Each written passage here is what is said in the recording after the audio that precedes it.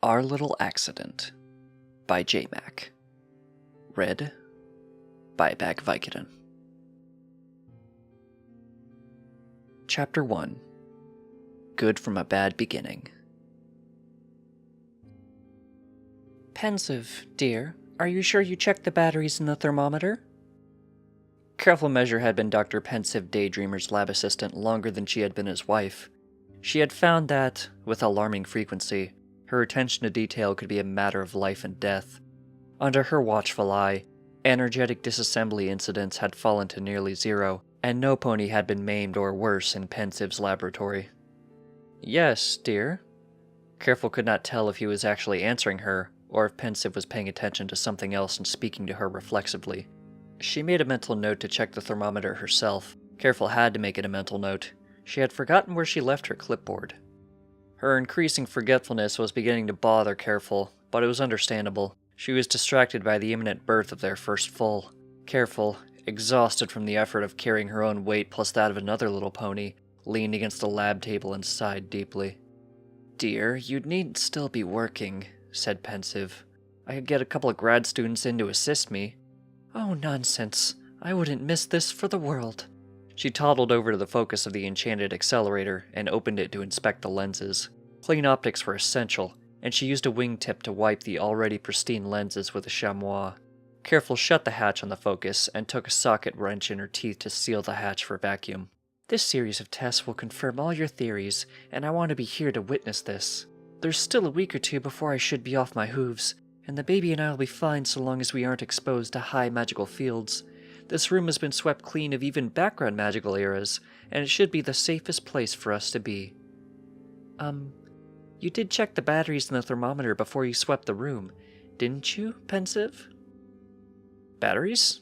Oh, yes, that's been taken care of. That's been taken care of was exactly the sort of non-specific answer Careful hated to hear from her husband. Darn it, where did I leave my clipboard? She adjusted her safety goggles. Pensive, please put your safety gear on. What? Oh, yes. Thank you for reminding me, said Pensive, as if Careful didn't have to remind him for every single experiment. Pensive put on his safety goggles and strapped a glass insulator over his horn.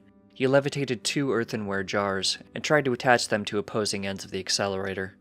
Each jar contained a single, isolated particle of magic. If our child is a unicorn, we'll know he'll be brilliant, and if he's a Pegasus, he'll be brilliant and beautiful. Why isn't this working? Careful fluttered her wings, preening a bit at the compliment. Turn the jars the other way, dear. Remember, righty-tighty. Anyway, we talked about this. Neither of the alleles for our breeds dominates the other, and we will most likely cancel each other out. Our child is probably going to be an earth pony. Ah, that does it, said Pensive as the jars clicked into place. You know, it would please me if my child was an earth pony. They have a magic all their own, and the fact that we unicorns cannot detect it confirms my theories. We shall be pleased with our child regardless of its breed, Pensive, chided Careful. While her husband's attention was elsewhere, she surreptitiously removed a component that had been installed on the accelerator back to front, and reinstalled it correctly. Of course, darling, that goes without saying. The vacuum pump beeped, signaling that the accelerator was ready. Unless you have an objection, I'm going to begin the test now. Careful was as nervous as she always was when Pensive was about to push a big red button, but she could think of no reason to object. She nodded. Pensive pushed the button. A timer indicated that the particles would be released to be magically drawn to the focus, where they would collide in 1 minute. Careful leaned again, this time on Pensive's desk. Her eyes fell on the top sheet in his overflowing inbox. What's this memo from maintenance? Oh, I didn't look at that. Are they having another retirement party? We should contribute a little something. They do such good work. It's an alert that they are servicing the slate shielding on the artifact vault. That's directly below us. Careful glanced at a wall clock. It's scheduled for today. Right now. Oh, my, that is a bother. If there's magical leakage, the contamination will void the test results. I think that's the least of our worries, Pensive. Not to worry, darling. If there was a problem, the thermometer would be going crazy. Yes, about that. Are you absolutely sure the batteries are charged? Well, not exactly. I couldn't find the replacement battery. They're in the top right drawer of your desk. Really? Have they always been there? Yes, pensive. That's good to know. Anyway, I borrowed another meter from Ponder over in field modeling. It's fully charged. Oh, good, said Careful, who felt quite relieved. And you recalibrated it? Did I do what now? Pensive. Dr. Ponder works with highly concentrated magical fields. His equipment wouldn't be set to detect the low levels we need to avoid. Oh, that's right. I really should have made an adjustment, shouldn't I? The thermometer began to whine. This slowly rose in pitch to painful levels. Pensive, abort the test! The accelerator beeped, signaling that the particles had been fired. A green light went on, signaling that there had been a successful collision. Every surface in the lab, every dust mote in the air, glowed bright golden. The glow slowly shifted to a bilious green. Chain reaction!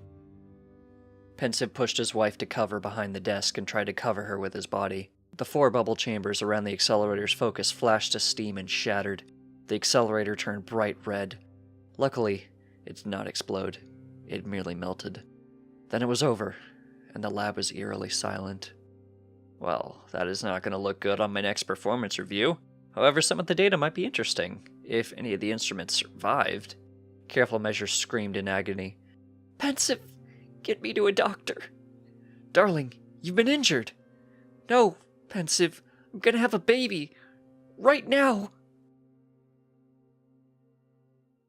You're doing fine, Mrs. Measure, said the doctor. One more push and the foal will drop. Careful stood in the birthing stall, trying to retain her composure while simultaneously trying to keep her husband from going mad. It was taxing, even for a pony of Careful's heroic levels of calm. She considered, not for the first time, ordering Pensive to go boil water or something, but it was too late for that. Dr. Well, you are certain there will be no complications? The birth is a month premature. Careful and the doctor had lost count of how many times he'd asked this. Careful clenched her jaw and groaned. No complications, Dr. Daydreamer, Dr. Bewell answered. In fact, yes. In fact, yes, that's it. It's over.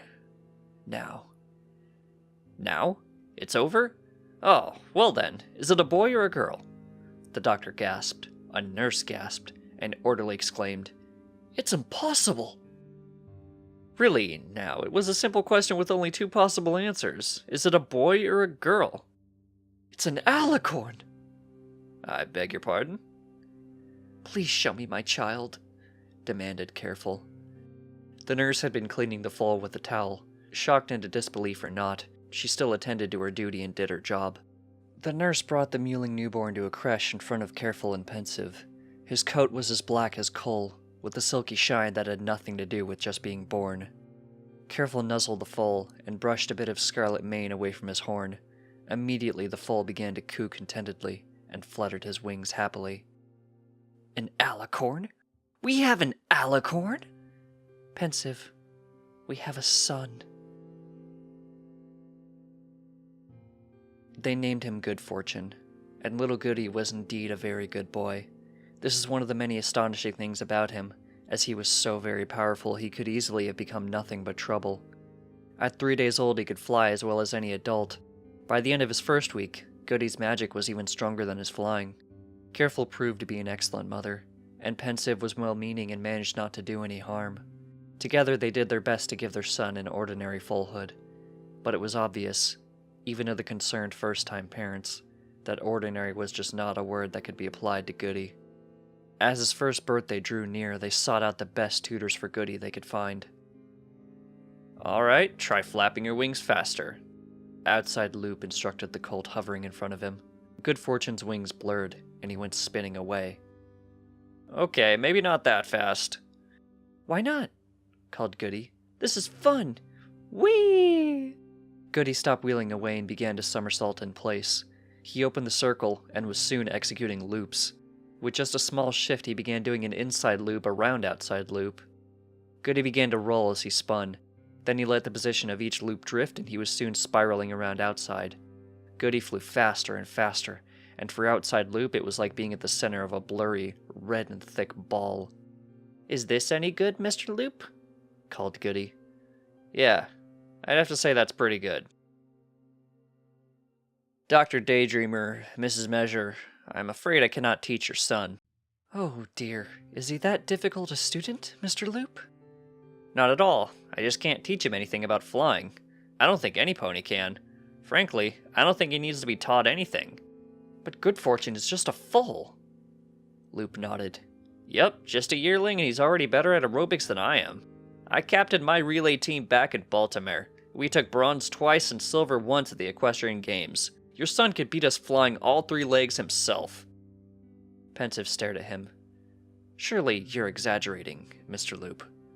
I speak the literal truth. I've been a flight instructor for 15 years and I met a lot of talented naturals. They all need help, little corrections in positioning, form, and style. But not your son. His every little move is perfect. It normally takes years for a Pegasus to hone everything to the perfect edge the kid was born with. If I tried to teach Goody, I'd do more harm than good. Oh my! Pensive's eyes glazed over. My son, the Equestrian Games gold medalist, captain of the Wonderbolts, director of weather control. But anytime Goody wants to come out and drill with my squad, just for the exercise, he's welcome. I'd love to have him fly with us. Frankly, it'd be good for morale. That kid is just a hoot. Careful smirked as Loop was only confirming what she already suspected. Thank you for your time, Mr. Loop. Pensive, dear, you really shouldn't act so surprised. Good Fortune is an alicorn after all. Let us begin with a simple levitation, young colt, Professor Stern Warning told Little Pony standing before his desk. The old stallion indicated a stone paper weight. Please lift this, Mr. Fortune. The colt's horn glowed purple, but Professor Warning could see no sign that he was casting any spell. To the professor's irritation, the colt didn't seem to be paying attention at all. Perhaps you find the spell difficult, Mr. Fortune. You will never succeed if you do nothing. Goody grinned and began to giggle. Look up, Professor! Professor Warning looked up. Above his head, glowing purple, floated his heaviest bookshelf. Mr. Fortune, put that back, snapped the professor. You were instructed to lift the paperweight. Do as you are told. 'Kay. The paperweight, and the desk it rested on, and the chair behind it, and Professor Stern Warning all glowed and rose into the air. Mr. Fortune, put me down this instant. Yes, Professor. To Goody's credit, he set everything down gently rather than just dropping it. Dr. Daydreamer, Mrs. Measure, I'm afraid I cannot teach your son. I see, sir, said Pensive. Goody's raw power and intuitive control must make it a challenge to instruct him. No, Dr. Daydreamer, snarled Professor Warning. I cannot teach him because he is an utter disgrace as a student. Oh, dear. Surely you exaggerate, Professor. Not in the least. Professor Warning punctuated this with a loud harumph. As you well know, I have been an instructor of magic for 50 years, the last 30 of them as Dean of Experimental Magic, and all of that time I have not encountered a worse student. Good Fortune is unruly, disrespectful, without focus, and all he wants to do is play. In other words, he acts like a yearling foal? Said Careful, arching an eyebrow. Exactly. There's a reason for that, Professor. Well, yes, of course, but I don't accept that as an excuse. Good Fortune will never be an apt pupil, but I believe someday he will be disciplined enough to learn a trade. Perhaps cloud busting or whatever it is Pegasi do. At the moment he isn't capable of being any kind of pupil at all. I agree to examine him to help you, but I cannot continue. Actually, you wished your help on us when you found out he was an alicorn, thought Careful, and we agreed because you're our boss. I find your son's conduct intolerable, and I will not be tutoring him in magic. I think that's probably best for all concerned, Professor Warning, said Careful.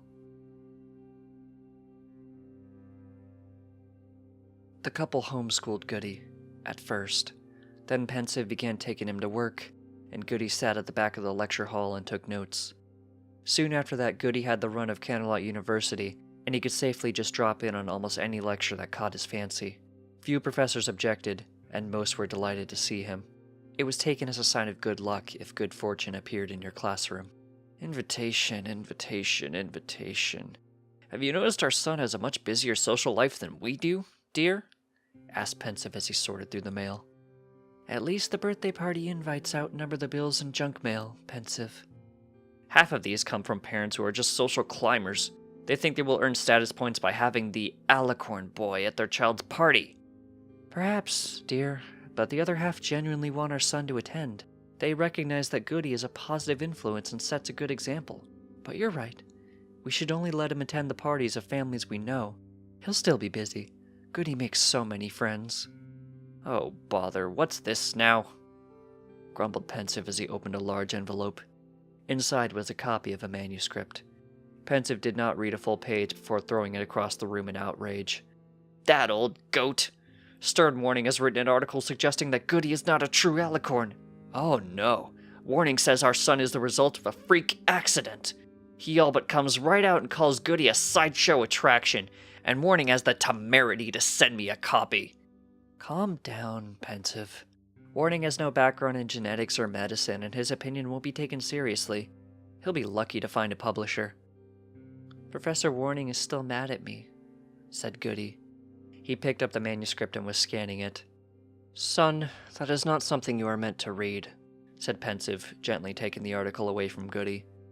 Neither parent gave a second thought to the fact that their little foal was reading a scholarly article, especially one written in Warning's dense, impenetrable verbiage. Mommy, Daddy, I'm sorry I made Professor Warning angry, but he was so crabby, I just wanted to make him smile. It is nothing, and I want you both to stop worrying about it, said Careful. Goody, it is not your fault you could not befriend Professor Warning. Others have tried and failed before you. And Pensive, Goody has undergone every examination known, as well as some invented for him. No difference between him and the princesses has been detected. The only ones silent on this are the princesses themselves. Oh, we'll hear from the palace when the princesses are ready, Mommy, said Goody. They've been keeping track of me. What do you mean, son? Pensive did not like the sound of that. Ponies with dark ties and sunglasses follow me everywhere I go. You haven't noticed them because they're really good at staying hidden. And I met Princess Luna. Really? Goody nodded emphatically. In a dream. She was watching my dreams for a while, and I knew she was there. And when she knew that I knew she was there, Princess Luna decided to speak to me. What did she say? She said my dreams are a lot like the dreams of other foals my age. She said that pleased her. I don't know, but I guess that means that I could be special and normal all at the same time.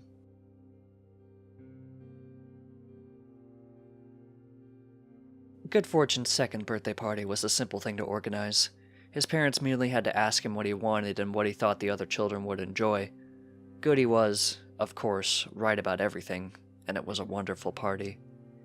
Goody spent most of his time watching either his guests play in the bouncy castle.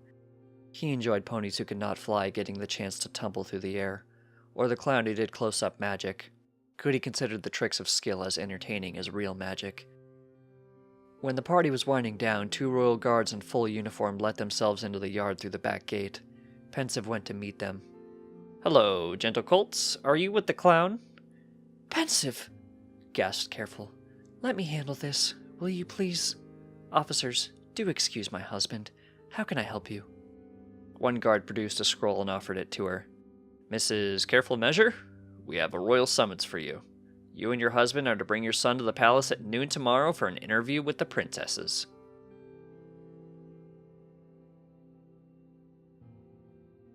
When the guards opened the throne room doors for them, Goody happily trotted right in.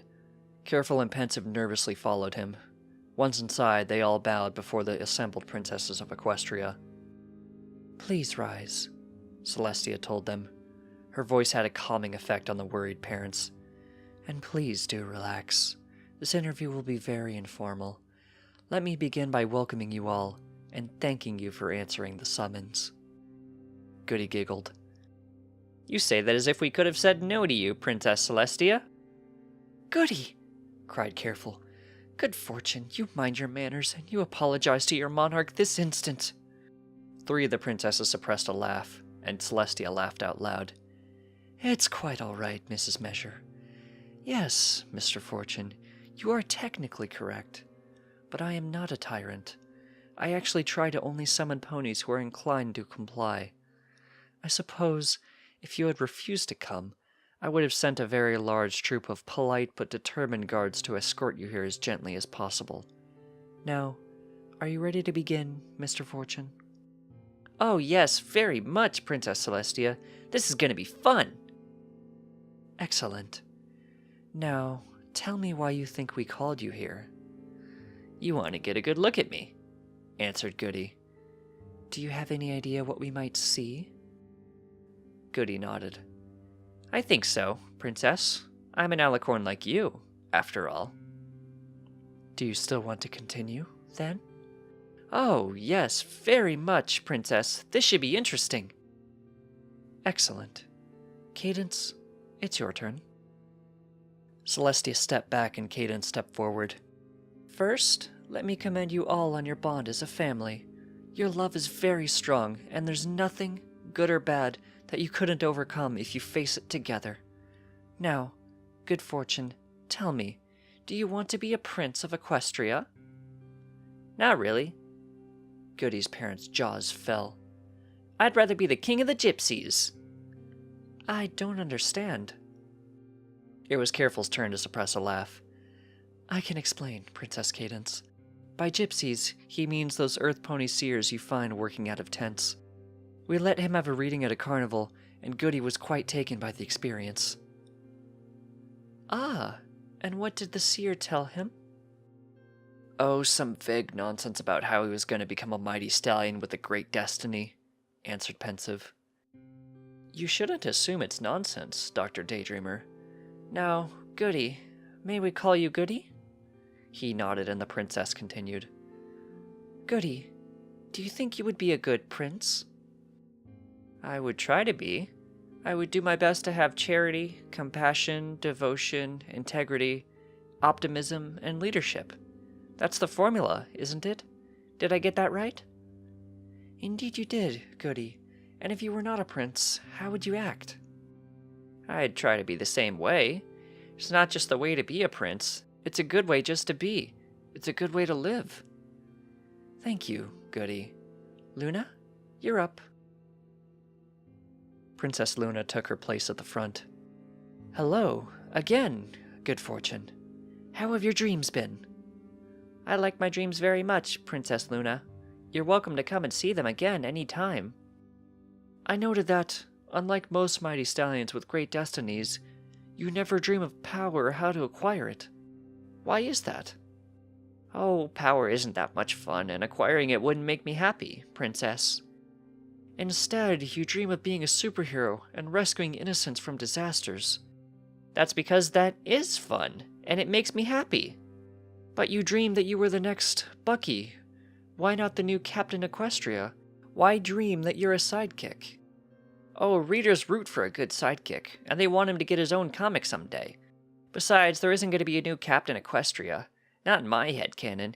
He didn't die in the Griffin War. He was frozen, and the superb serum kept him alive, so he's coming back. I plan to write fanfiction about it someday. Thank you, Goody. Please continue to dream about what's fun and what makes you happy. I hope that continues to be comic book adventures. Twilight, you have the concluding questions. Princess Twilight Sparkle stepped to the front. Hello, Goody. It's a pleasure to meet you. I have a lot of questions, and it's hard to pick just a few, but what I really want to know is there anything we, the princesses, can do for you? Yeah, actually, there are a couple of things. Like, Professor Warning has forbidden my daddy from conducting his experiments ever since that accident the day I was born. That's not right. Daddy should be allowed to prove his theories. We can have a word with Professor Warning, but you should be prepared for your daddy to be proven wrong. He is implying that Clover the Clever was wrong about the magical force, after all. Goody just grinned. Good Fortune.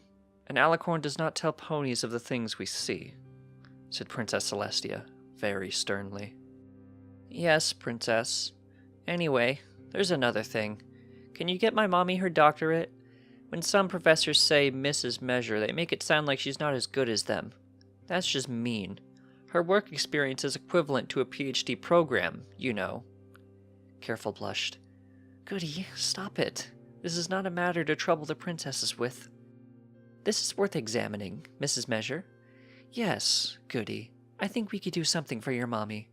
Princess Celestia, I think we're ready for the second half of the interview. Thank you, Twilight. Goody, we want to witness your physical and magical prowess. This demonstration will give us a chance to see you in action. I think you'll enjoy it. They played Foursquare. No hooves, wings, and magic allowed. Twilight refereed and kept score. Celestia won, but only barely. Goody could have been victorious if he just stopped showing off by heading the ball, but he simply wasn't competitive by nature. After the game, the princesses conferred very briefly, then Celestia addressed Goody and his parents. It has been wonderful to meet you all, especially you, Goody. However, we will not be taking you on as a student, nor will we mentor you. We feel it is best if you go home with your parents. Careful, Pensive. You have been outstanding parents. Please continue as you have been. Take your son home and enjoy him. Raise him as normally as it is possible with a child as extraordinary as Goody. We hope to see you all again. Thank you for your time. The interview over, Goody and his family were dismissed.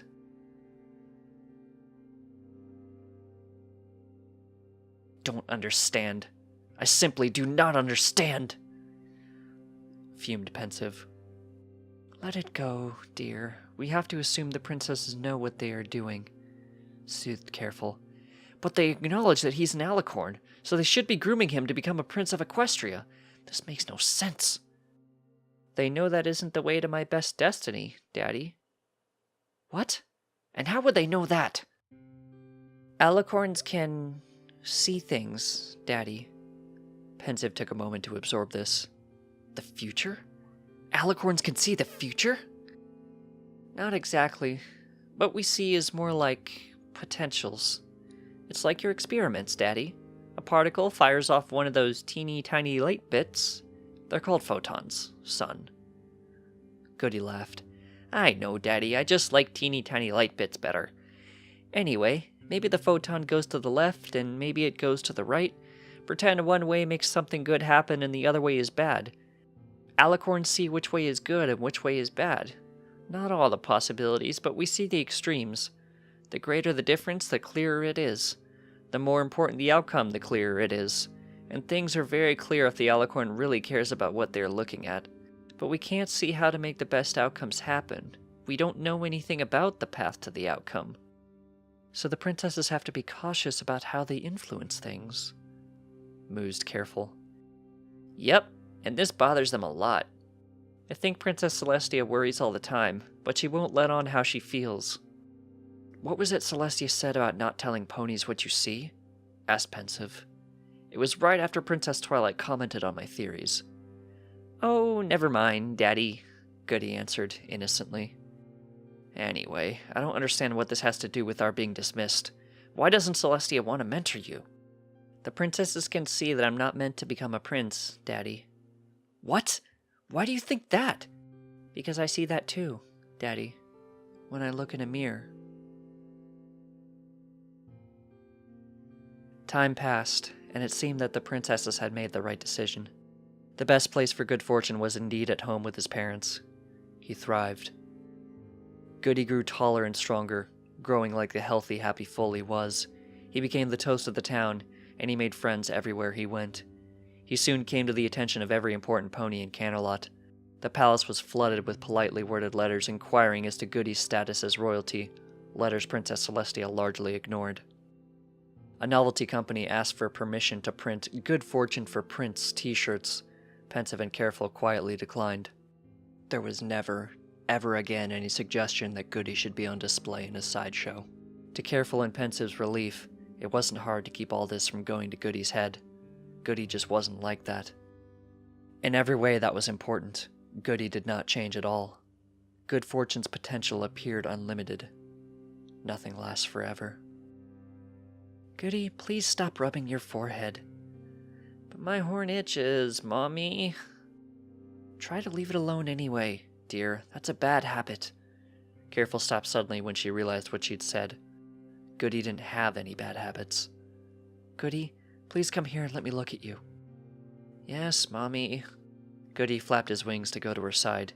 In mid-flight, he gasped and fell to the ground. Goody! Careful ran and knelt beside her son. What happened? My wings went stiff for a second, but I'm fine now. Has this happened before? Goody nodded. Only a couple times. It started yesterday. Young colt, you should have told me the moment this first occurred. I'll make an appointment to see Dr. Well as soon... She didn't finish. The look on his mother's face actually frightened Goody. Mommy, what is it? Goody, you're bleeding! The floor near the examination table was littered with black feathers. An itch made Goody flutter his wings, and he shed another cloud. This didn't seem to bother Goody, as he sat on the table enjoying his lollipop, because even alicorns deserve a lollipop when they behave for the doctor. Dr. Well led Pensive and Careful aside. Then he thought about how hypersensitive little alicorn ears are and led them further away. Dr. Daydreamer? Dr. Measure? I don't know where to begin. Oh, my...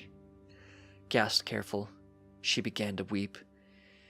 B, we've been friends since Goody was born. You only get formal when it's the worst news. Pensive held his wife tightly. B, the only way to say it is probably just to say it. Very well. His horn is detached. It's not connected to the skull anymore. It's just floating. The bleeding was merely from Goody worrying it. What does that mean? Pensive already knew the answer. If Goody stops playing with it, and if he doesn't bump into anything, the horn will still fall off like a baby tooth. Probably within a week. But surely the horn can be grafted back on. That's nerve damage. Careful. The horn may have already lost all function. You haven't seen Goody cast a spell in the last 2 days, have you? Careful shook her head. Only the fact that her son would hear her kept her from sobbing hysterically. What of his wings, B? Dr. Well sighed. The muscles are atrophying, beginning at the joints, but spreading everywhere. It spread visibly during the examination. What's happening to him? Dr. Well couldn't look Careful in the eyes. These are his only symptoms. There's nothing else wrong with Goody. Nothing at all. Careful, you know your son's medical history better than I do. It was part of your dissertation. Well, except for his horn and his wings, Goody is in the same extraordinary shape as at his last physical. Even his spirits are sky high, which is typical of him. I have nothing to treat. No, I won't accept that. We'll find specialists. I'll go to the palace and beg for healing spells. It's the process that changed him. It's reversing, whispered Pensive. He's regressing. No, we can fix this. I know the best magic theorists in Equestria. Stop it, Careful. Look at Goody. Goody had finished his lollipop and was playfully balancing the stick on his nose. He knew this would happen. He knew it all along. And he's fine. Goody is regressing, but he's regressing into the foal he was meant to be before my experiment. Let it be. They cried, but it was only to get it out of their systems before it was time to take Goody home.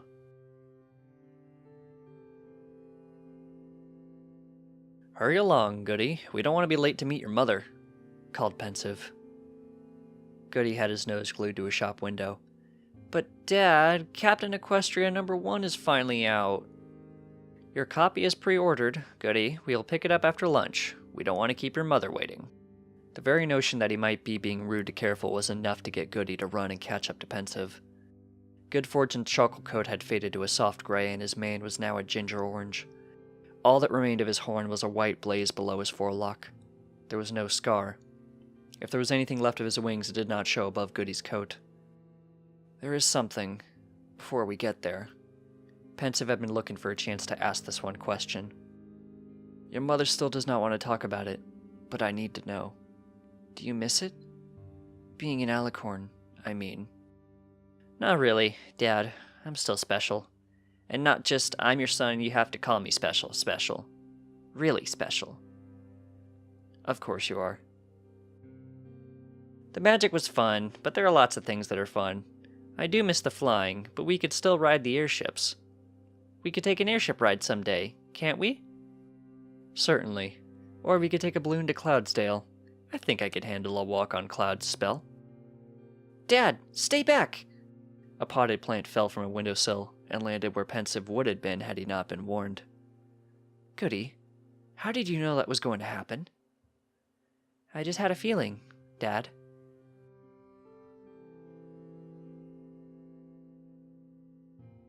This has been Our Little Accident by JMac. Read by a bag of Vicodin. Thank you for listening.